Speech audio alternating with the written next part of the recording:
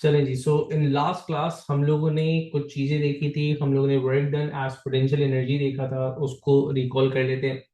हमने work done पढ़ा था, work done as potential energy पढ़ा था कि potential energy basically stored energy का नाम है। किसी भी ऑब्जेक्ट के अंदर जो एनर्जी स्टोर हुई हुई होगी वो पोटेंशियल एनर्जी कहलाएगी। नाउ द सेकंड क्वेश्चन जो अराइज होता था वो ये था कि एक ऑब्जेक्ट एनर्जी स्टोर कब करेगा, कितनी करेगा, क्यों करेगा। ठीक है, तो उसके लिए मैंने कहा था कि whenever a work is done on an object against its unconditional force या against the field it's in, so the work done that's been done against the field converts into the potential energy that work done stores as potential energy in that object. अब potential energy different type से हो सकते थे। एक सबसे common example जिसको हम लोग ने यहाँ पे मैथमेटिकली देखना है या देख लिया है, that is the gravitational potential energy. Now if we are in the gravitational field region, we are acted upon by the gravitational force, हमारा weight which is acting downward, and if an object is lifted vertically upward, so this is something we refer that work is done against the gravity। हम इसको अब gravitational force downward थी, हम upward लेके जा रहे हैं, हम against the gravity work done कर रहे हैं। सो जितना वर्डन करेंगे, जितना उसको ऊपर लेकर के जाएंगे, that would be the amount of energy वो स्टोर करेगा। इसी तरह we have elastic potential energy. मैंने कहा था कि अगर स्प्रिंग को जितना ज्यादा स्ट्रेच किया जाएगा तो उसकी elastic potential restoring force energy restoring force के अगेंस्ट वर्डन किया जा रहा है। तो जितना वर्डन मैं इसको स्ट्रेचिंग में या कंप्रेसिंग में लगा रहा हूँ वो कन्वर्ट हो रही होगी या स्टोर हो रही होगी एज इलास्टिक पोटेंशियल एनर्जी। मैंने इलेक्ट्रिकल पोटेंशियल की भी एग्जांपल दी थी कि व्हाट इफ के एक ऑब्जेक्ट है, एक चार्ज ऑब्जेक्ट है और लेट्स से नेगेटिवली चार्ज है, और वो पॉजिटिवली चार्ज प्लेट के दरमियान या पॉजिटिवली लार्जर ऑब्जेक्ट के दरमियान जो है, चार्ज ऑब्जेक्ट के दरमियान मौजूद के करीब मौजूद है। तो इसका मतलब ये है कि उसके ऊपर एक अट्रैक्टिव फोर्स लग रही है। Now that is the unconditional force.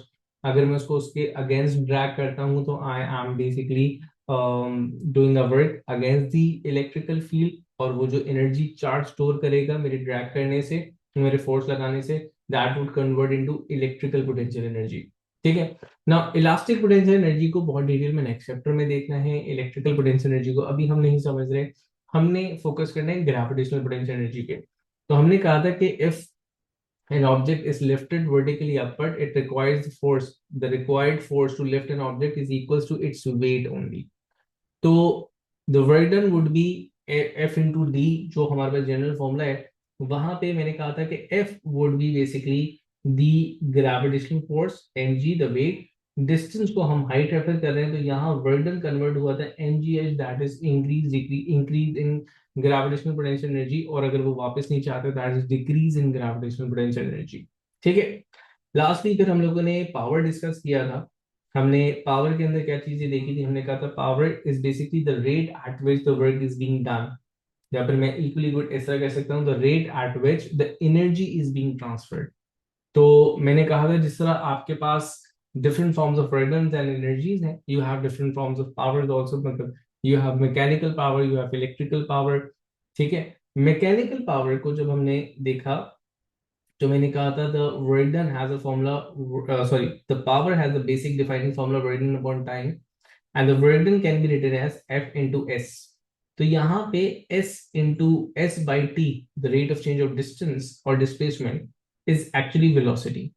So this is basically the power generated by the engine of any car, of any moving object, of any moving body, the power required to move the object with a uniform velocity। The force over here is the forward, और we may say backward force, क्योंकि equal है। तो ये भी कह सकते हैं this is the power required to overcome the frictional forces, the power required to keep an object moving in uniform velocity. ये फॉरवर्ड फोर्स जो कि बैकवर्ड फोर्स के बराबर है। ठीक है, and this velocity is uniform. Now if this force is not a balance force, it's accelerating. तो वहां पे मैंने कहा था कि हम एवरेज वेलोसिटी लेंगे। तो वहीं पे हमारे पास फॉर्मूला हो गया था f into v plus u upon two, मतलब half F v plus u. अगर यहाँ पर इनिशियल वेलोसिटी जीरो हो जाती है तो average power is half F V only. ठीक है। लास्टली हमने एक बड़ी मजेदार सी चीज देखी थी जिसके आज क्वेश्चंस करने की इंटेंशन है हमारी, वो थी work done as rate of change of energy. ठीक है, मैंने कहा था कि sorry, power as rate of change of energy. Since मैंने कहा था कि work done is equals to the amount of energy transform, तो वर्क डन का जो रेट है वो ये भी कह सकता हूँ कि एनर्जी ट्रांसफॉर्म होने का रेट हो सकता है। अब there are a lot of situation जहां पर हम इस तरह देखते हैं कि जो हमारा वर्किंग प्रिंसिपल होता है वो ट्रांसफॉर्मेशन ऑफ एनर्जी होता है। मैंने विंड टर्बाइन की एग्जांपल ली थी, मैंने एक हाइड्रो इलेक्ट्रिक पावर प्लांट की एग्जांपल ली थी, मोस्ट कॉमन एग्जांपल्स जहां पर हम ये बात करते थे विंड टर्बाइन के लिए specifically, the kinetic energy of the air converts into the ultimately the electrical energy। या फिर इलेक्ट्रिकल पावर प्लांट्स के अंदर, हाइड्रो इलेक्ट्रिकल पावर प्लांट्स के अंदर हम ये बोलते थे जी पानी जो है वो एक सर्टेन हाइट से ड्रॉप करवाया जाता है, तो we use its gravitation, the change in its gravitational potential energy as our input energy. तो मैंने कहा ऐसे केसेस में अगर मुझे ये दे दिया जाए कि what is the amount of mass of air that is passing per unit time, तो हाफ एम वी स्क्वायर के फॉर्मूला में अगर मैं पूरा मास नहीं but mass flow rate like the mass passing per unit time use करूंगा, so this half m v square upon t directly become equals to the power, the input power। Same goes over here कि अगर मैं mgh के formula में मुझे मास flow rate given है और मैं mgh के फॉर्मूला में इसको यूज करूंगा, तो वो actually that would be equal to the power generated, the input power. तो this is what power as rate of change of energies is. Lastly क्या चीज देखी थी, हमने देखी थी एफिशिएंसी। ठीक है, एफिशिएंसी मैंने कहा था कि कोई भी सिस्टम हो, विंड टर्बाइन की एग्जांपल ले लें या हाइड्रो इलेक्ट्रिक पावर प्लांट की एग्जांपल ले लें, इनपुट एनर्जी आउटपुट में तो कन्वर्ट होती है, लेकिन यूजफुल आउटपुट 100% हो, मतलब एक ही फॉर्म ऑफ आउटपुट आए ये जरूरी नहीं है। हमारे पास a lot of times we 100% of the times we get some fraction of unwanted outputs. For example मेरे पास एक लाइट बल्ब है, उससे सिर्फ मुझे लाइट नहीं मिल रही, उससे मुझे हीट भी मिल रही है। Now depending on the type of the bulb, हो सकता है कि वो हीट ज्यादा जनरेट कर रहा हो, लाइट कम, एंड हो सकता है कि वो लाइट ज्यादा जनरेट कर रहा हो और हीट कम कर रहा हो। In any of the case, efficiency of the system is referred as the ratio of the useful output, जो मुझे actually मेरा desired output था, by the total input power, जो भी total input हमने दिया था, measured as a percentage। For example, मैंने कहा कि एक लाइट बल्ब है, 100 वॉट का बल्ब है। 100 वॉट का बल्ब होने का मतलब ये कि it is on an average using 100 watt of electrical power, लेकिन it's generating 95% watt of thermal energy. It's converting 95 joules in thermal energy every seconds and 5 joules per second in light energy. तो जो efficiency हो गई है वो 5, क्योंकि मैंने output desired output was light, so that's only 5% and 95% is going as lost। Efficiency निकालने से हमें एक्चुअली इस बात का अंदाजा होगा, देखिए नाम से ही जाहिर है एफिशिएंसी, सिस्टम की एफिशिएंसी से ये पता चल रहा है कि मेरा इनपुट जो है वो जाया तो नहीं हो रहा है, जो मैं इनपुट एनर्जी लगा रहा हूँ। अब for example if I am using up a fuel, petrol वगैरह लगा रहा हूँ मैं, और इंजन जो है वो आउटपुट उसकी जो फ्रैक्शन है वो कम आ रही है, तो इसका मतलब ये है कि the system is not good to use, क्योंकि मेरे इनपुट वेस्ट में ज्यादा जा रहा है और मुझे यूजफुल आउटपुट कम मिल रहा है। तो दैट इज वाई एफिशिएंसी हम मेजर करते हैं। ठीक है, वो जो एक छोटी सी चीज हमारे पास रह गई थी पहले उसको डिस्कस करते हैं before going to the questions, and I try, I won't push it hard, लेकिन आई वुड ट्राई कि अगर हम जो हमारे पास एक छोटे से केसेस हैं इंटर कन्वर्जन के, अगर वो हम आज कर सकें, नहीं कर सके तो हम अगली क्लास में कर लेंगे, लेकिन वी वोंट रश इट। ठीक है, चले, एक केस था हमारे पास, वर्क डन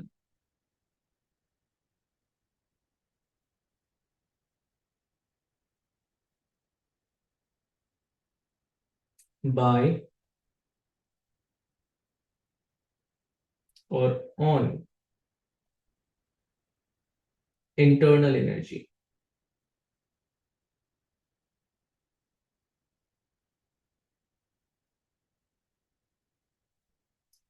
ठीक है, चले अब इस कॉन्सेप्ट को देखते हैं। सबसे पहले तो ये समझते हैं कि ये इंटरनल एनर्जी क्या है। ठीक है, and what's work done on it और बाय इट। देखिए इंटरनल एनर्जी का कॉन्सेप्ट बहुत थोड़ा सा आप लोगों ने ओ लेवल्स की थर्मल फिजिक्स के अंदर पढ़ा होगा, बहुत डिटेल में इस कॉन्सेप्ट को A2 की थर्मल फिजिक्स के अंदर हम देखेंगे। यहाँ पे हम इसको स्लाइटली डिस्कस करेंगे, एमसीक्यूज में थोड़ा बहुत ये आ जाता है, तो बहुत ज्यादा डिटेल में नहीं जा रहे हम, इसको डिटेल में A2 के अंदर जा रहे ही होते हैं। मैं इंटरनल एनर्जी को थोड़ा सा समझाता हूँ। ये जो इंटरनल एनर्जी का वर्ड है, this internal energy is referring to the average, the sum of average kinetic energy and average potential energy of particles in a matter. ठीक है, मोस्टली हम यहाँ पे गैसेस की बात कर रहे हैं, तो एक पर्टिकुलर गैस के अंदर जो मॉलिक्यूल्स की average kinetic and average potential energy का सम होता है, this refers to its internal energy, right. Now इस इंटरनल एनर्जी में जो एवरेज काइनेटिक एनर्जी है उसका डायरेक्टली ताल्लुक होता है टेम्परेचर से। Increasing the temperature would increase the average kinetic energy and ultimately it would increase the kinetic energy, internal energy. Decreasing the temperature would definitely decrease the kinetic energy, average kinetic energy of particles, and eventually it would decrease the internal energy. अब temperature increase किए बगैर भी मैं kinetic energy को decrease या increase कर सकता हूं। So there could be a work done on the internal energy, as in के मैंने वर्क डन किया विच इंक्रीजेस इंटरनल एनर्जी, या फिर इंटरनल एनर्जी इतनी थी कि उसने वर्क डन किया। अब इंटरनल एनर्जी कैसे वर्डन कर रही है वो केस हम यहाँ पे बहुत जनरली बहुत ब्रीफली देख रहे हैं। ठीक है, देखें इसको हमने समझा एक एक piston, movable piston cylinder system से। समझे कि we have a cylinder which contains a gas in it, the container is being sealed by a movable piston, a piston that is free to move in and out in the cylinder, और that cylinder contains a gas, gas उसके अंदर मौजूद है। ठीक है ना, definitely gas की internal energy होगी ना, उस इंटरनल एनर्जी की वजह से पार्टिकल्स जो एनर्जी रखते हैं, दे पार्टिकल्स वुड बी पुशिंग या applying a force on this piston. Now the force could be greater than the outside force, बाहर से भी इसके ऊपर एक फोर्स लग रही होगी। ठीक है ना, फिल वक्त वो फोर्स के लिए कि लेट्स से कि if it's an ideal situation, मतलब एक आइडियल सिचुएशन है, नॉट आइडियल, आइडियल सिचुएशन बिल्कुल स्टेशनरी पड़ा हुआ है ये, तो मैंने कहा if it's not moving either inwards और आउटवर्ड्स, तो मैं कहूंगा डेफिनेटली यहाँ जो प्रेशर है या यहाँ जो फोर्स लग रही है और यहाँ बाहर से जो फोर्स एयर की तरफ से लग रही होगी बराबर होगी। ऐसा बिल्कुल हो सकता है ना कि मैं इसके ऊपर एक फोर्स लगाऊं, एक्सेसिव फोर्स, और फोर्स लगाने से मैं इस पिस्टन को थोड़ा सा इनवर्ड्स मूव कर दूं, आ डिस्टेंस एक्स मैंने इसको इनवर्ड्स मूव कर दिया। अगर मैंने इसके ऊपर फोर्स लगाई है और इसको अंदर की जाने मूव किया है, तो there is a work which is being done. Now ये वर्क किसके अगेंस्ट हुआ है? This work is being done against या ऑन द इंटरनल एनर्जी। क्यों? क्योंकि देखें मुझे जो फोर्स लगानी पड़ी थी वो उतनी फोर्स थी जितने पार्टिकल्स इसके ऊपर लगा रहे थे, and that was due to their internal energy. तो डेफिनेटली जब मैं इसके ऊपर वर्क करूंगा तो इसकी इंटरनल एनर्जी ने बढ़ जाना है, राइट। अच्छा, ऐसा भी हो सकता है कि द पार्टिकल्स वो खुद इतनी एनर्जी रखें, मतलब लेट्स से कि एक्सटर्नली अगर मैं यहां से इसको हीट प्रोवाइड करना शुरू कर दूं, ठीक है, मेरे हीट प्रोवाइड करने से इसकी इंटरनल एनर्जी बढ़ जाएगी and particles would push this piston outwards. ठीक है, so that would be referred as work done by the internal energy. So where a piston is either moved inwards by any external force, or the piston is pushed outwards by the internal force. So external force is work done on the internal energy, and if the force is internal, the work is done by the internal energy on the against the surrounding. Now इस वर्डन against the internal energy को हम किस तरह निकालेंगे? It is a very simple concept, और इसके mainly बहुत ही straight forward MCQs and बहुत ही स्ट्रेट फॉरवर्ड क्वेश्चंस आ रहे होंगे। देखें, और जैसे मैंने कहा कि मैं अभी इसके हवाले से बहुत सारी डिटेल्स है जिस पे बात हो सकती है, लेकिन क्योंकि वो हमारे सिलेबस का पार्ट नहीं है एएस में, तो हम यहाँ पर बात रोकेंगे। इस चीज के ऊपर बहुत डिटेल में गुफ्तगू होगी जब आप A2 के अंदर थर्मल फिजिक्स, थर्मोडायनेमिक्स को एक्चुअली पढ़ रहे होंगे, तो बहुत डिटेल में इसके मल्टीपल केसेस और पता नहीं क्या क्या सिचुएशंस इसके अंदर लेकर के आ जाएंगे। ठीक है ना, तो फिलहाल हम सिर्फ वर्णन की बात कर रहे हैं। तो देखें, work done is in general written as force into distance. अब यहाँ पे जो डिस्टेंस होगा, डेफिनेटली ये वो डिस्टेंस है जो पिस्टन इनवर्ड्स और आउटवर्ड मूव हुआ है, मैंने कहा लेट्स से दैट्स एक्स। ठीक है, ये फोर्स कितनी है ये बतानी है। मैंने कहा था कि this force would be equal to the force या अगेंस्ट द फोर्स जो कि आपके पास पार्टिकल्स लगा रहे हैं। अब कितने पार्टिकल्स अंदर मौजूद हैं, कितने पार्टिकल फोर्स लगा रहे हैं? सारे पार्टिकल्स एक जैसी फोर्स तो नहीं लगा रहे होंगे। What would be the aggregated sum of the all forces, ये मालूम करना जरा मुश्किल है। अलबत्ता एक चीज गैसेस के मामले में आसान होती है, गैस का प्रेशर मालूम करना। अब देखें, हम एक चैप्टर में, प्रीवियस चैप्टर में पढ़कर आ चुके हुए हैं कि force can be written as pressure into area. सही है। अब यहां पे प्रेशर क्या है? This is pressure of gas. Area क्या है? Of cylinder. डेफिनेटली जो सिलेंडर का एरिया होगा वही गैस का एरिया होगा, वो मतलब पिस्टन का एक्चुअली। तो वही यूजली क्या होता है कि आइडियल केसेस पे हम ये एरिया सेम कंसिडर कर रहे होते हैं, ठीक है ना। हम बोलते हैं बिल्कुल ही आइडेंटिकल, मतलब आइडियल से हमारे पास एक सिलेंडर मौजूद था, राइट। तो मैं इस वाले फॉर्मूला में एफ की जगह पी इंटू ए लिख रहा हूँ, P is the pressure of the gas.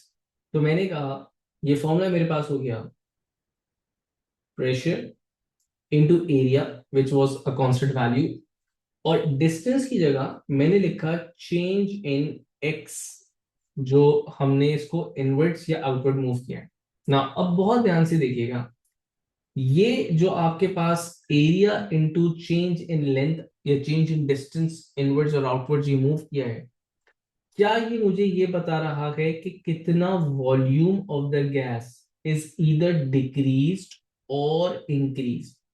अगर ये एक्सपेंड हुआ होगा तो इतना वॉल्यूम गैस का इंक्रीज हुआ है।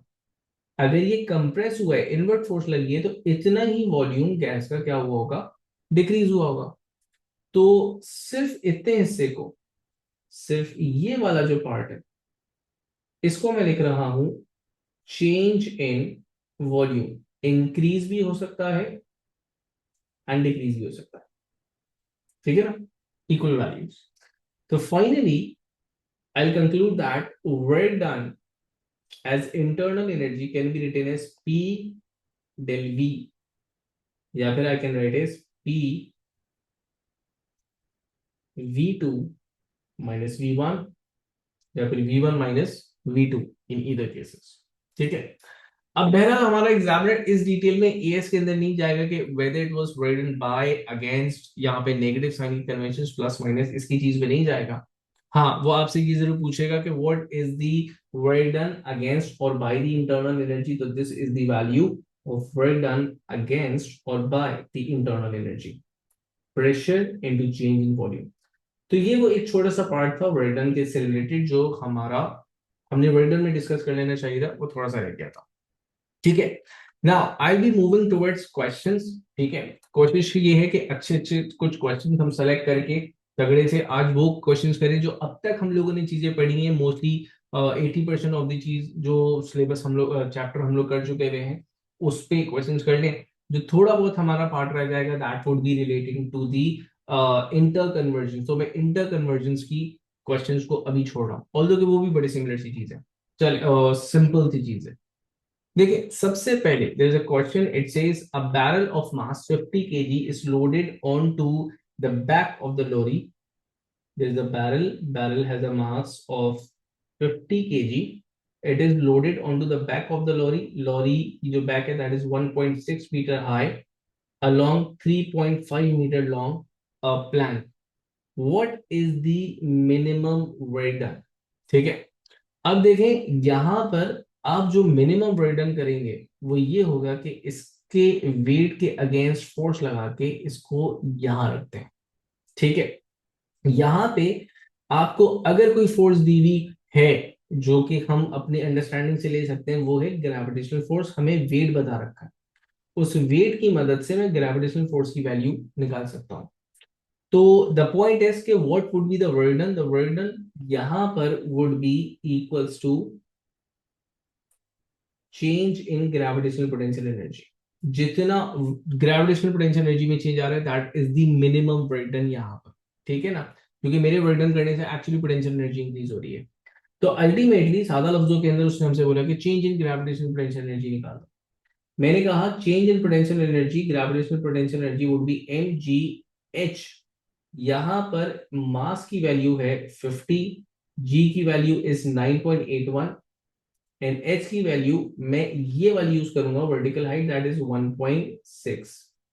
अब इसमें एक और की feature, exactly C is the answer, कि बच्चा पूछे कि sir how would I know कि I am not suppose to use a 3.5 meter वाली length, I am suppose to use MGH वाला formula. So the point is कि अगर वो आपसे बोलता कि जो फोर्स जो इसको ऊपर लेके जा रही है उसका एक सर्टेन मैग्नीट्यूड है, ठीक है, वो फोर्स आपको दे दे की भी एफ लेट से, तो अब आप, और उससे बोलता है work done in moving it along the plank, plank पे मूव करने के लिए कितना वर्क डन लग रहा था, तो बेटा वो आपके पास होता है एफ इंटू 3.4। तो की फीचर यहाँ पे ये है कि आपके पास जो फोर्स है उसके पैरेलल डिस्टेंस होता है, तो इस डिस्टेंस के पैरेलल कोई फोर्स ही नहीं थी हमारे पास, तो हमने इसलिए एमजीएच यहाँ पे लगाया, मतलब ये बिल्कुल लो वर्जन था समझने के लिए। ठीक है, चलो, दिस वाज इजी वन। एक नेक्स्ट क्वेश्चन देखते हैं। देखें, वो कहता है अ cyclist is capable of generating an average power of 3 kilowatt during 4 kilometre speed drive. His aerodynamic suit and position on the cycle reduces the resistive forces to 120. Reduces to 120 मतलब 120 is the limiting force, ये मौजूद है। What is the approximate time achieved in the speed drive? अच्छा, कितना time लगा? तो power है आपके पास, बेसिक फॉर्मूला पावर से स्टार्ट करेंगे। आपके पास power is work done upon time, work done is F into D upon T, right. अच्छा, अब मैं क्या करूंगा, मुझे पावर की वैल्यू गिवन है, that is 3 kilowatt, that is 3 × 3 3000। Force मैं वही फोर्स यूज करूंगा जो मेरे पास रेजिस्टिव फोर्स की वैल्यू थी, ठीक है, दैट इज 180। डिस्टेंस जो मुझे गिवन है दैट इज 4004 किलोमीटर है। यहां से मैं टाइम की वैल्यू निकाल लूंगा। अगर मैं इसको सॉल्व करूं, टाइम को मैंने सब्जेक्ट बना लेना है, मैं 10⁻³ एंड 1000 यहां से कैंसिल आउट कर रहा हूं, तो ये आपके पास हो जाएगा, इस 3 को एंड यहां से भी कैंसिल आउट कर दूंगा 60। तो टाइम जो लग रहा है that is 240 seconds. Answer is B. ठीक है,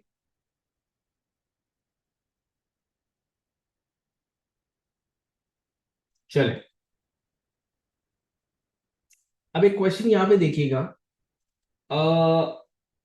चले, a horizontal force of 90 Newton is used to push a box across a horizontal floor. The frictional force on the box is 50 Newton.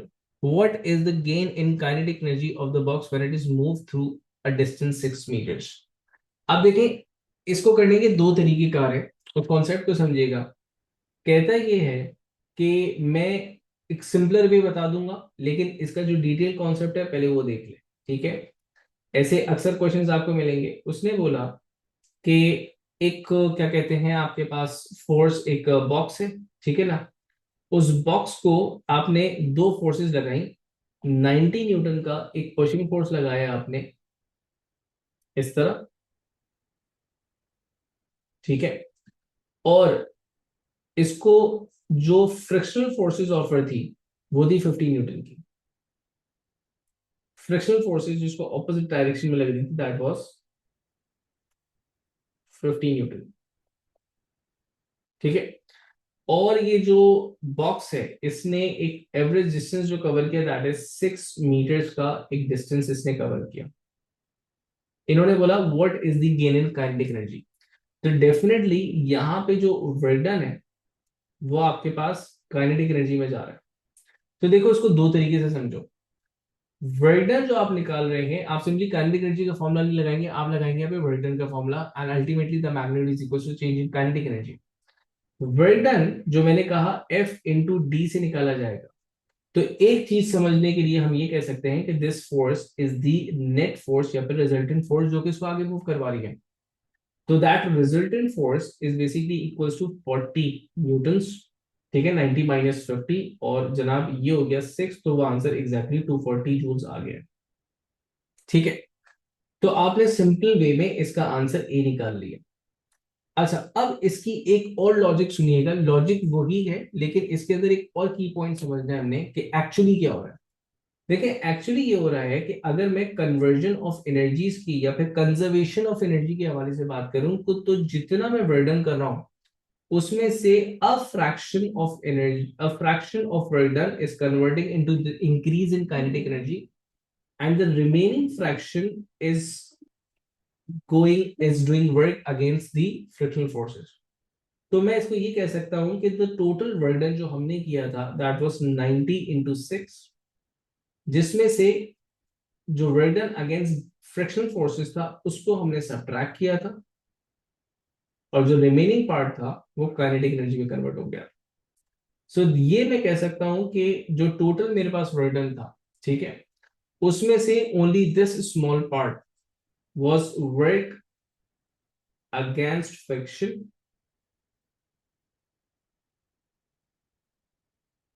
मैं यूं भी कह सकता हूं लॉस्ट या फिर डिसिपेटेड एज हीट। ठीक है, तो समझना, सॉल्व आपने इसको इसी तरह करना है, मतलब सॉल्व करने का पैटर्न क्या है, you have to solve it like this. Definitely आप इतनी लंबी कहानी नहीं करोगे पेपर में बैठ के, लेकिन आपके माइंड में कॉन्सेप्ट यही रहना चाहिए कि जनाब एक्चुअली हमने इसको इससे माइनस किया था, जो टोटल अमाउंट था उसमें से a fraction converted into thermal energy. ठीक है जी, चले। अब एक सिंपल सा एक और सवाल आपके पास, क्वेश्चन नंबर 7 हम देख रहे हैं यहाँ पे। वो कहता है कि अ concrete cube of side 0.5 meters and uniform density 2 10 power 3 kg per meter cube is lifted 3 meters, मतलब ये हमें डेंसिटी दे रखी हुई है, is lifted 3 meters vertically by crane. What is the change in potential energy of the cube. ठीक है, आपको potential energy का चेंज मांगा है, तो potential energy, the change in potential energy is basically mgnh, change in H. ठीक है, मजे की बात ये है कि मास नहीं है मैंने, लेकिन हमें वॉल्यूम दिया हुआ है। कैसे, मुझे पता है इट्स क्यूब, लेंथ इसकी ये है तो वॉल्यूम हो जाएगा एल क्यूब, डेंसिटी गिवन है, तो मैं यहाँ पे मास की जगह I will be using density into volume. ठीक है, तो डेंसिटी की वैल्यू 2000, अच्छा, वॉल्यूम की वैल्यू 0.5 का क्यूब। अब g and h as it is में लिख दूंगा 9.81, एंड एच की वैल्यू 3 meters। तो यहां से आपके पास एक वैल्यू आ जाएगी, आपने वैल्यू मुझे बताई डी, चले, so that's D is the answer. ठीक है, so these were some simple questions जो कि हमें इतना आइडिया दे रहे थे कि हम इसको अपने फॉर्मूलाज को रिकॉल करें। चले, अब जैसे ये एक सवाल है, ये बहुत ही बेसिक सवाल है, मैं नहीं करवा रहा। इसमें मास दिया हुआ है, इसमें वेलोसिटी दी हुई है, काइनेटिक एनर्जी मांगी है, तो आप हाफ एम वी स्क्वायर का फॉर्मूला लगाएंगे सीधा सीधा। चले, एक ये सवाल है, इस पे ये भी बहुत आसान सा है, बट आई वांट कि इसको डिस्कस करें। A stone of weight 4 newton, stone of weight 4 newton in the earth's gravitational field is moved from P to Q, then to R, मतलब initially it was moved from P to Q, then it was moved from Q to R। ठीक है ना, how much potential energy does the stone gain। अच्छा, अब समझने वाली बात यह है कि ये जो Q और R है, this is a horizontal distance covered. जो पोटेंशियल एनर्जी इसकी यहां होगी एट पॉइंट Q, वही पोटेंशियल एनर्जी इसकी एट पॉइंट R होनी चाहिए। तो जितना पोटेंशियल एनर्जी इसने गेन करना था वो P से लेके Q तक कर चुका था, Q से लेके R तक उसकी पोटेंशियल एनर्जी के अंदर नो चेंज था। ठीक है, तो अगर मैं इसको इस तरह बोलूं कि P to Q gain in potential energy आपके पास थी mgh, ठीक है, लेकिन Q टू R आपके पास change in potential energy was zero.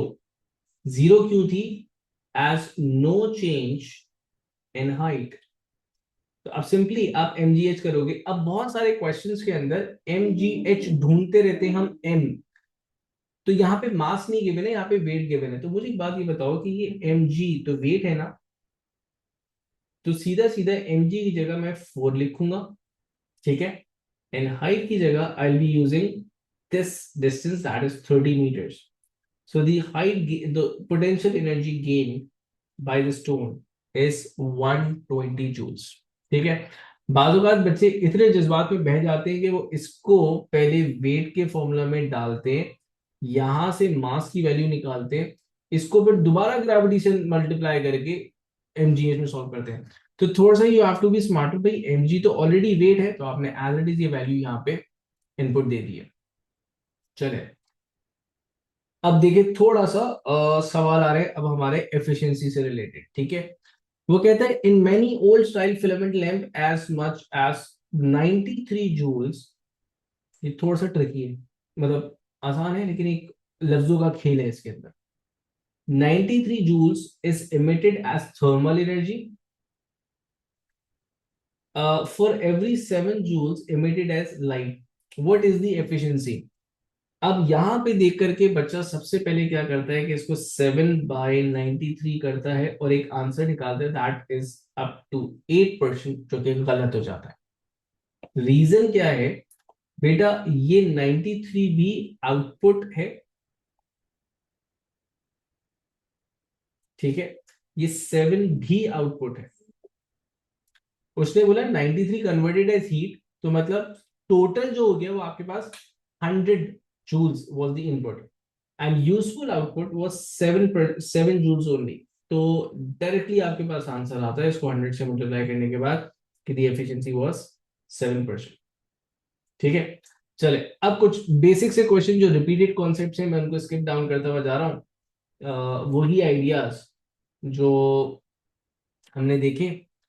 अब देखिए this is one of the type of the questions. हम लोगों ने एक चीज डिस्कस की थी, the relation of kinetic energy with its mass and velocity.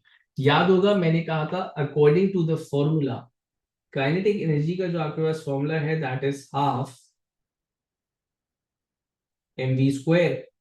तो उस हिसाब से मैंने कहा था kinetic energy is directly proportional to mass and kinetic energy is directly proportional to the square of the velocity, right.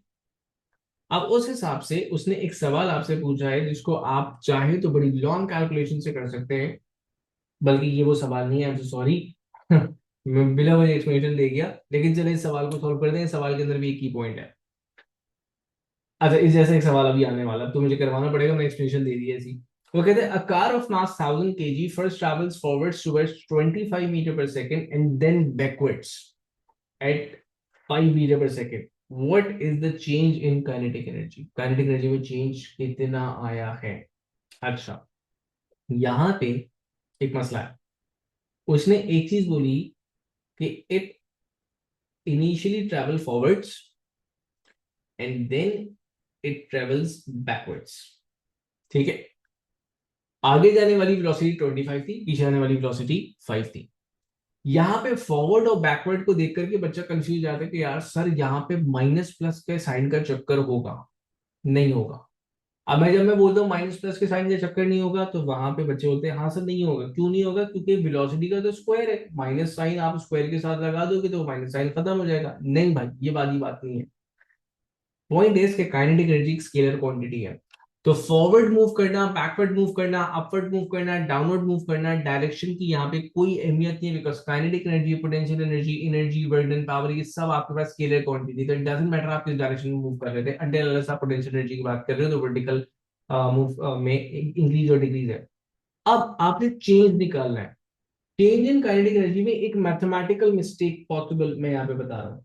Usually क्या होता है, द काइनेटिक एनर्जी अगर मुझे चेंज निकालना है तो यहाँ पे काइनेटिक एनर्जी को चेंज आ रहा है that is due to the change in velocity, ठीक है ना।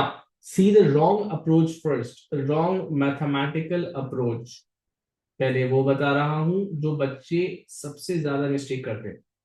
वो क्या करते हैं, वो कहते हैं हाफ मास लिखा जो भी था 1000, उसके बाद क्या 25 - 5 मतलब चेंज इन वेलोसिटी और उसको कर दिया स्क्वायर।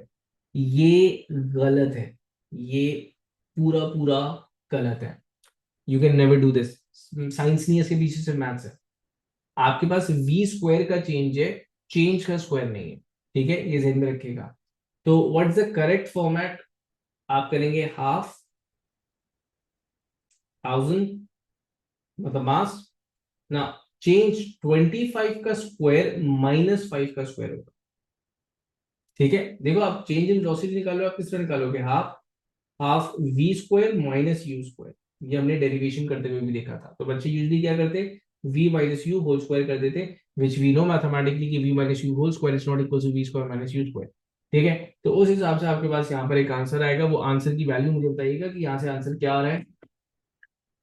मैं भी इसको कैलकुलेट कर रहा हूँ अपने पास।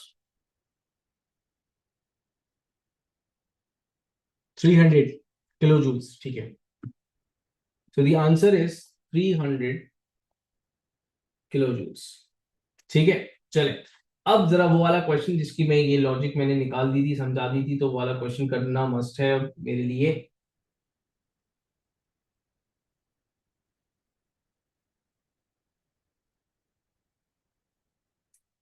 चले, ये एक बहुत जबरदस्त सा सवाल है, 22। तो ये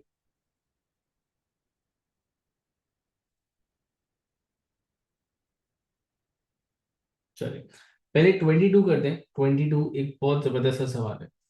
ठीक है, a pure concept of potential and energy conversion.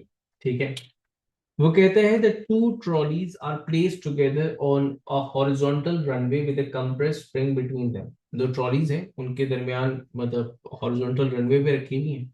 A trolley is of mass 2 kg, a trolley is of mass 1 kg। उनके दरमियान स्प्रिंग है, स्प्रिंग को उन्होंने कंप्रेस कर दिया। अब अजम्पशन ये है, मैं इसको छोड़ दूंगा तो definitely they would travel in opposite directions. ठीक है, उसने बोला when they are released the 2 kg trolley moves towards left with a velocity 2 metre पर सेकेंड। ठीक है, ये जो है 2 kg वाली, ये इधर जा रही है। ठीक है, और इसकी वेलोसिटी है 2 मीटर्स पर सेकेंड। उसने बोला ये वाली ट्रॉली, अच्छा इसके बारे में कुछ भी नहीं बोला इसने, पूछा क्या है वो देख लेते हैं। उसने बोला how much energy was stored in the spring, spring के अंदर कितनी एनर्जी स्टोर हुई थी। है ना, जबरदस्त जबरदस्त किस्म का सवाल। उसने जब इतनी सी बात बोली, उसने बोला कि ये स्प्रिंग के अंदर कितनी एनर्जी स्टोर हुई थी। अब देखिए कॉन्सेप्ट क्या है कि जब दोनों गाड़ियां मूव करेंगी, एक इस जानिब और एक इस जानिब, तो they both will possess kinetic energy. इन दोनों की ये जो काइनेटिक एनर्जी थी, ये इस स्प्रिंग की इलास्टिक पोटेंशियल एनर्जी से आई थी। ठीक है, तो सबसे पहला कॉन्सेप्ट ये है कि जो स्प्रिंग के अंदर स्टोर्ड इलास्टिक पोटेंशियल एनर्जी था, वो कन्वर्ट हुआ kinetic energy of both the trolleys. मैंने कहा m1 v square plus m2 v square. मैंने कहा ये दो डिफरेंट वेलोसिटीज थी, बॉडीज थी ऑफ मासेस। ठीक है, मास मुझे गिवन है ना। अगर मुझे ये वैल्यूज पता चल जाए, तो मुझे पता चल जाएगा कि जनाब कितनी एनर्जी स्टोर हुई भी थी। अब बात ये है कि ये पहली वाली चीज तो निकालनी आसान थी, ये मैं इजीली निकाल लेता हूँ। मैंने कहा ये हाफ 2, एंड वेलोसिटी भी जनाब इसकी 2 दी हुई थी, तो 2 का स्क्वायर, ये 2 और 2 कैंसिल आउट हो गया, ये 4 जूल्स बचा। यहां पर आकर के मामला अटक गए, क्योंकि यहाँ पर हाफ 1 लेकिन वेलोसिटी नहीं है। मैं वेलोसिटी कैसे निकालूंगा? अब देखो बहुत जबरदस्त जबरदस्त सा ट्विस्ट, एक क्रॉसओवर आ रहा है यहाँ पे। यहाँ पे मैं वेलोसिटी किस तरह निकालूंगा? यहाँ पे मैं वेलोसिटी निकालूंगा यूजिंग कंजर्वेशन ऑफ मोमेंटम। ठीक है ना, क्वेश्चंस का क्रॉसओवर एग्जामिनर को बहुत पसंद है भाई। मैं कंजर्वेशन ऑफ मोमेंटम लगाऊंगा, क्यों? ये सोचते हुए कि जब मैंने इनको पहले कंप्रेस करके रखा था तो देवर स्टेशनरी, और उसके बाद ये मूव किए हैं, तो डेफिनेटली जो मोमेंटम इसका इस जानिब होगा, इस दूसरे वाले मास का उतना ही मोमेंटम ऑपोजिट डायरेक्शन में होगा। इनिशियल मोमेंटम 0 था। अब ये जो मास 1 है, इसका मोमेंटम था 2 × 2, मास इंटू इट्स वेलोसिटी। जो दूसरा है उसका मोमेंटम 1 × इट्स वेलोसिटी। तो जो दूसरा ऑब्जेक्ट है ऑफ 1 kg मास, उसकी वेलोसिटी मेरे पास आ गई 4 मीटर्स पर second using conservation of momentum. यहाँ पे इस वेलोसिटी को मैंने यहाँ पे इस्तेमाल करना है, वेलोसिटी ये हो गया। ठीक है, तो यहां से मेरे पास 16 एंड 16 कैंसल्ड आउट बाय 2, वो आपके पास आया 8 joules. So the total kinetic energy of the system after the expansion, after the जो आपके पास सिचुएशन थी उसमें 12 जूल्स थी. तो यही अमाउंट ऑफ एनर्जी कंस्ट्रेंट की आइडियल सिचुएशन थी, यही अमाउंट ऑफ एनर्जी आपके पास स्टोर हुई थी as the form of strain energy in this way. ठीक है, तो जैसे मैंने कहा था क्रॉसओवर का बड़ा जबरदस्त किस्म का सवाल है. चले जी, I am skipping a lot of question. इसका मतलब नहीं है कि वो क्वेश्चंस नहीं कर ले, बहुत सारे क्वेश्चंस नहीं करने कन्वर्जन वाले हैं, वो हम प्रोबेबली अभी या नेक्स्ट क्लास में देख लेंगे. लेकिन बहुत सारे क्वेश्चंस वो सिमिलर कॉन्सेप्ट्स के आ रहे हैं, तो वो मैं स्किप कर रहा हूँ for you to do it yourself. ना ये वो सवाल है जहां पर वो कॉन्सेप्ट मेरा दोबारा आ जाता है. एक मिनट पहले देख लो उसको. हाँ, ये वही है. देखें, मैंने काइनेटिक एनर्जीज का एक कॉन्सेप्ट, एक रिलेशन आपको बताया था. Kinetic energy is proportional to v square. A lot of question you'll see of this type, जहां पर उसने आपसे बोला क्या है वो देखें. वो कहता है a body traveling with a speed 10 meter per second has a kinetic energy of 1500 joules. If the speed of the body is increased to 40 meter per second, what is the new kinetic energy? New value of kinetic energy कितनी होगी? अब इसमें एक तरीकेकार, एक long process ये है कि आप हाफ एम वी स्क्वायर का फॉर्मूला यहां लगाएं, ठीक है, और मास की वैल्यू निकालें. उस मास की वैल्यू को यूज करें इन सेकंड सिचुएशन के अंदर, और फिर आपके पास काइनेटिक एनर्जी आ जाएगी. और एक समझदार तरीका यहाँ पे इस रेशियो को इस्तेमाल करना है जो रेशियो हमने यहाँ लिखा था. देखें, if the velocity was 10, let's say कि इस 10 वेलोसिटी को अगर मैं v कहता हूं, तो 40 को मैं कहूंगा 4v. ठीक है, तो अगर मैंने कहा at the velocity v the kinetic energy, इसको मैंने कहा this kinetic energy is e. जब वेलोसिटी v थी, काइनेटिक एनर्जी वाज e. अगर मैं वेलोसिटी को 4v कह देता हूं, तो क्योंकि v स्क्वायर का रिलेशन है, तो काइनेटिक एनर्जी मेरे पास 16 टाइम्स बढ़ जाएगी. So the new kinetic energy would B 16 times 1500. तो वैल्यू कैलकुलेट कर लें. आई गेस इट्स 24,000, लेकिन एक दफा कंफर्म कर लेते हैं. 15 इंटू, सॉरी 16 इंटू 1500, 24,000. तो काइनेटिक एनर्जी आपके पास 16 टाइम्स इंक्रीज की एंड इट्स नाउ 24,000. ठीक है, गुड. अच्छा जी, अच्छा अब ये एक सवाल देखिएगा. इट सेज के क्वेश्चन नंबर 30 की बात कर रहा हूँ. It says that the kinetic energy of a vehicle of mass 1000 kg is 4.5 times of 5 joules. It is braked with a total constant braking force of 6 Newton. What will be the stopping distance? अच्छा जी, you are given with kinetic energy. ठीक है, you are given with the mass. ठीक है, और आपके पास breaking force भी मौजूद है. उसने बोला what would be the stopping distance. तो ये स्टॉपिंग डिस्टेंस आपने निकालना है. स्टॉपिंग डिस्टेंस आप किस तरह निकाल सकते हैं यहाँ पे, अब वो देखेंगे. देखें, जो भी आपके पास काइनेटिक एनर्जी थी, kinetic energy is converting into work done against that braking force. ठीक है, kinetic energy is given to be 4.5 into 10⁵. Braking force is 6000 into the distance d. ठीक है, तो distance d, the braking distance would be 4.5 into 10⁵ divide by 6000. And यहां से I be getting a value, the answer, the distance. ठीक है, अब इस सवाल को सॉल्व करने के बाद एक कंफ्यूजन आती है, सर मास भी तो गिवन है, उसका क्या बेटा है, मास इस्तेमाल नहीं होगा क्या? देखिए, मास बिल्कुल इस्तेमाल होगा. अगर मैं इसको एक ऑल्टरनेट मेथड से यूज करूं तो मास इस्तेमाल हो जाएगा, लेकिन वो ऑल्टरनेट मेथड बहुत ही फजूल मेथड है. कैसे? मैं काइनेटिक एनर्जी को यूज करके पहले निकालूं मास, सॉरी पहले निकालूं वेलोसिटी. ये वेलोसिटी हो जाएगी इनिशियल. ठीक है, फाइनल मुझे पता है कि इट्स 0. ठीक है, और फिर मैं इसको v square minus u square वगैरह करके इजीली सॉल्व कर लूं कि जनाब फोर्स और मास से मैंने एक सोल्यूशन निकाली. तो बहुत लंबा प्रोसीजर हो गया. तो if you stick towards the mass आप कंफ्यूज हो जाओगे और आप बहुत लॉन्ग प्रोसीजर की तरफ चले जाओगे। सॉल्व उस तरह भी हो जाएगा लेकिन बड़ा लंबा प्रोसीजर है।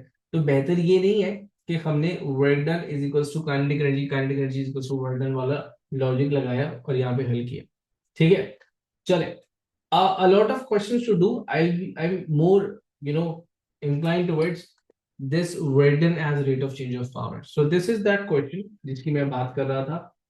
Verdun, sorry, power as rate of change of energy। मैंने क्या बोला था? Verdun as rate of change of power, कितनी अजीब सी बात की थी। Verdun as rate of change of energy। तो यहाँ पे गौर से देखिएगा, ये वही उसी टाइप की हाइड्रो इलेक्ट्रिक पावर प्लांट वाली टाइप की सिचुएशन है आपके पास। और इसमें थोड़ा सा एफिशिएंसी भी आ रही है साथ साथ ना। वो कहते हैं the diagram shows the design of water wheel which drives a generator to produce electrical energy. The flow rate of the water is 2 kg 200 kg per second. तो बेसिकली आपको ये मास फ्लो रेट दिया हुआ है। ठीक है, उसके बाद इसमें बोला था generator supplies the current of 32 amperes and 230 volt. मतलब ये आउटपुट हो गया। आउटपुट क्या मिल रहा है आपको? आउटपुट मिल रहा है आपको 32 एम्पियर का करंट मिल रहा है, 230 वोल्ट का वोल्टेज मिल रहा है। यहां से मैं आउटपुट पावर निकाल सकता हूं। उसने बोला ignoring any changes in kinetic energy of the water what is the efficiency of the system. देखिए, एफिशिएंसी के लिए टोटल इनपुट चाहिए, एफिशिएंसी के लिए आउटपुट चाहिए। अब आउटपुट जो है वो आपके पास इलेक्ट्रिकल फॉर्म में आ रहा है। तो पहले आउटपुट को सॉल्व कर लेते हैं। मैंने कहा आउटपुट जो है वो सिंस इलेक्ट्रिकल है और इलेक्ट्रिकल पावर आप V इंटू आई से निकालते हैं। अलबत्ता कि ये चैप्टर अभी हम लोगों ने कवर नहीं किया हुआ, लेकिन थोड़ी बहुत नॉलेज इसकी आपकी ओ लेवल से होगी। लेकिन डेफिनेटली जब पेपर में आप बैठे हुए होंगे तो हम इलेक्ट्रिकल पावर्स भी पढ़ चुके हुए होंगे, तो ये उसके लिए दिया हुआ है। पेपर में आप बैठे हुए हैं तो आपको इलेक्ट्रिकल पावर का फॉर्मूला याद है। ठीक है, यहाँ पे मैंने बता दिया आपको। तो this is voltage 230 into the current that is 332। ठीक है, ये जो आपके पास, चले मैं इसके बाद वाला क्वेश्चन कर लेता हूं। ये जो क्वेश्चन, ये जो था आपके पास 32, सॉरी, चले, ये आउटपुट पावर 7360 वोल्ट। अच्छा, उसके बाद इनपुट पावर क्या है? Input power is basically rate of change of potential energy. और वो rate of change of potential energy किस तरह निकल रही है? आप पोटेंशियल एनर्जी नहीं निकालेंगे, आप directly rate of change of potential energy निकालेंगे। मास की जगह मास फ्लो रेट दिया, तो मास फ्लो रेट की वैल्यू आपके पास कितनी थी? 200। सिंस इट इज 200 पर सेकेंड, तो टाइम का फैक्टर वहीं आ चुका हुआ है। दिस इज 9.81 एंड हाइट आपको 8 मीटर्स गिवन है। आई वुड नेवर सजेस्ट कि आप इतनी अलग अलग कैलकुलेशन करो, लेकिन ये अपनी नौयत का पहला सवाल हम सॉल्व कर रहे थे, तो इसलिए इसकी कैलकुलेशन मैंने बहुत अलग अलग करके दी है। मैं इसको डायरेक्टली सॉल्व करता एक ही दफा में और वन स्ट्रोक के अंदर इसका आंसर निकालता। So this would be the calculation. मतलब मैं ये बोलता, मैं आपसे बोलता भाई इनपुट पावर आप वी लिखें और यहाँ पे आप एमजीएच रखें, मल्टीप्लाई कर दें 100 से, तो यहाँ से आपके पास एफिशिएंसी आ जाएगी। मेरे ख्याल से 47 इसका आंसर था, लेकिन फिर भी हम कैलकुलेट कर लेते हैं। तो मैंने कहा दिस वाज, सॉरी, ठीक है, डी, चले 47 is the answer.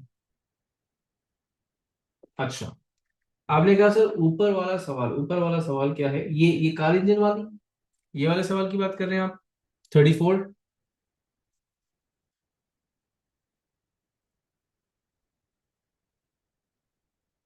Is this the question? Trolley, अच्छा अच्छा अच्छा। इसको मैंने खुद ही स्किप किया है। ठीक है ना, अभी इसको मैंने खुद ही स्किप किया था, लेकिन अच्छा, इसको नेक्स्ट लेक्चर के लिए कर दें, क्योंकि मैंने अभी ये वाली लॉजिक आपको कन्वर्जन वाली चीज बताई नहीं है, पढ़ाई नहीं है। ठीक है ना, इसलिए मैं इसको खुद ही स्किप किया मैंने। Let's leave it to the next lecture. जब ये नेक्स्ट लेक्चर हो जाएगा तो आई एम श्योर कि आप इसको दोबारा अटेंड कर पाओगे इंशाल्लाह। ठीक है, चलिए जी। अरे यार, ये बड़ा फनी सा सवाल है। फनी पता नहीं क्यों, मतलब ऐसा लगता है कि बड़ा अच्छा सा एक सवाल है। क्वेश्चन नंबर 36, इसको आप ट्राई करें। Question number 36। वो कहता है initially four identical uniform blocks each of mass m and thickness h are spread on the table, ऐसे रखे हुए लाइन से, ठीक है ना। How much work is done on the block in stacking them on top of one another. मतलब चार blocks थे साइड वाइज रखे थे, एक दो तीन चार ऐसे, फिर हमने इनको स्टैक किया, एक दो तीन चार ऐसे करके हमने उसको स्टैक करना शुरू किया। उसने बोला what is the minimum work done in stacking up those four blocks. तो इसको ट्राई करें जरा। I give you like 1 minute भी बहुत है इसके लिए तो यार। ये सवाल ट्राई करें पहले।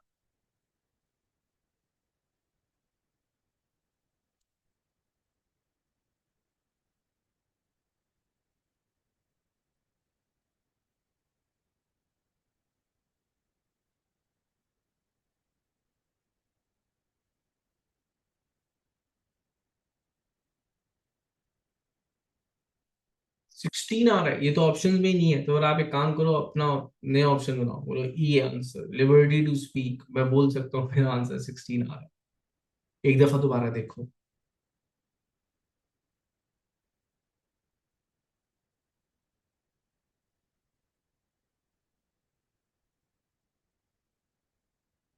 16 तो जाहिर है कि गलत है ना, ऑप्शंस में भी नहीं है।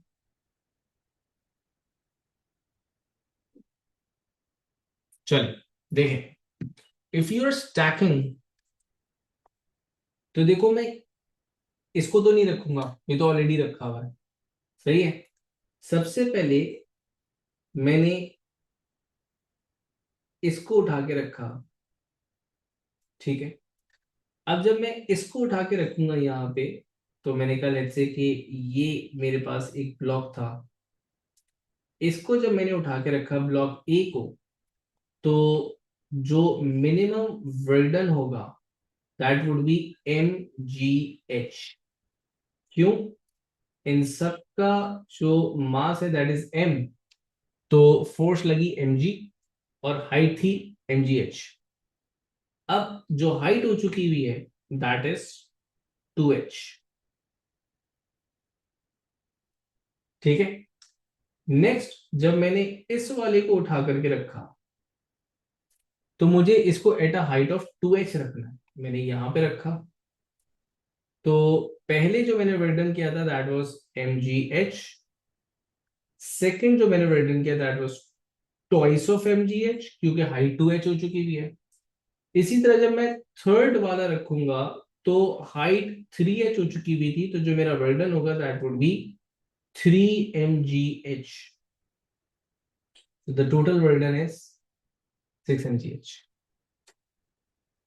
ठीक है। तो मैंने कहा ना बड़ा फनी सा सवाल था ये। चले, अगेन मैं चाहूंगा, ये वाला सवाल मैं चाहूंगा कि आप खुद कर सकते हैं। मैं चेंज रेट ऑफ चेंज वाले जो क्वेश्चन है, ये आ गया मेरे पास, सिमिलर सा क्वेश्चन है जो ऐसा जैसा अभी किया था, ठीक है ना। दोबारा देख रहे हैं उसको, बिल्कुल सेम लॉजिक है, वैल्यूज डिफरेंट है। उसने बोला अब कोशिश करेंगे इसको क्विक कैलकुलेशन के थ्रू करें। उसने बोला the water from a reservoir is fed to the turbine of hydroelectric system at a rate of 500 kg per second. The reservoir is 3 meters above the level of turbine. The electrical output from the generator driven by the turbine is 200 ampere and the potential difference is 6000 volt. What is the efficiency? चलें, तो आपको पता है अब थोड़ा सा quick calculation. Output power is electrical, that could be calculated by V I. Input power was the rate of change of potential energy that is calculated by mgh। तो मैंने कहा डायरेक्ट कैलकुलेशन, एक ही दफा कैलकुलेटर के अंदर value डालूंगा मैं। ये हो गई मेरे पास output. Input is mass flow rate, आपको गिवन है 500 kg per second, ji is 9.81। अच्छा, ऐसे क्वेश्चंस में ना 10 भी यूज कर लोगे अपनी आसानी के लिए, तो आंसर वैसे जल्दी से आ जाएगा 9.81, और हाइट वाज 300। तो आपके पास आंसर जल्दी से कैलकुलेट करें। अच्छा, इसको 100 से मल्टीप्लाई भी कर देना है आपने, क्योंकि आप एफिशिएंसी निकाल रहे हो इन टर्म्स ऑफ परसेंटेज निकाल रहे हो। तो सॉल्व करें इसको मेरे साथ साथ। सी, चले 80%, तो एफिशिएंसी आ गई आपके पास 80% की। इसी में एक बहुत जबरदस्त सा सवाल था, अगर वो अभी मिल जाता है तो हम अभी करेंगे। ठीक है, नॉट दिस वन। अच्छा चले, बहुत कम सवाल है इस कॉन्सेप्ट के, वो देख लेते हैं। क्वेश्चन नंबर, अच्छा दैट डजंट मैटर, मेरे ख्याल से 80 ही आंसर था हमारा उसका।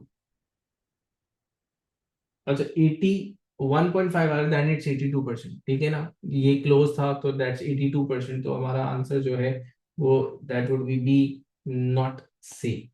ठीक है, चले, मैंने कहा क्वेश्चन नंबर 44 एंड उसके बाद 45 देखेंगे, एंड फिर ये है कि हम क्वेश्चंस देखेंगे, फिर हम एक हमारे पास एक इंक्लाइन प्लेन का हमें inter conversion and incline plane समझना है, that would be covered in the next lecture, और फिर एक साथ सारे करेंगे, तो वो ये चैप्टर खत्म हो जाएगा नेक्स्ट क्लास में इंशाल्लाह। ठीक है, हमने कहा, मैंने कहा अपनी नौयत के बड़े कम सवाल होते हैं, ये ब्रेडन बाय इंटरनल एनर्जी वाला जो कॉन्सेप्ट हमने पढ़ा था, ये उसके ऊपर एक सवाल है 44।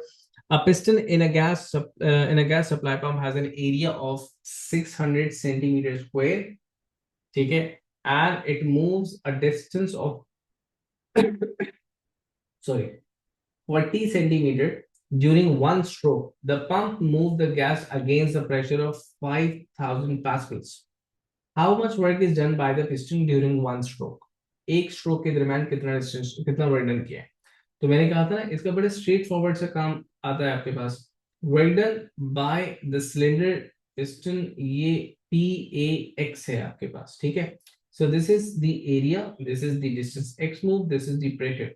लेकिन एक मसला है, मसला ये है कि ये है सेंटीमीटर में, तो इसको मैं कर दूंगा 0.4 मीटर्स में, क्योंकि आंसर जूल्स में ना मुझे ऐसा यूनिट्स करने हैं। ये है सेंटीमीटर स्क्वायर में, और मुझे इसको करना है मीटर स्क्वायर के अंदर कन्वर्ट। तो मीटर स्क्वायर के अंदर कन्वर्ट करने के लिए दिस वुड बी 610⁻⁴। ये हो जाएगा आपके पास 600 × 10⁻⁴ मीटर्स। ठीक है, बस ये कन्वर्जन आपने याद रखनी है। तो दिस वुड बी 5000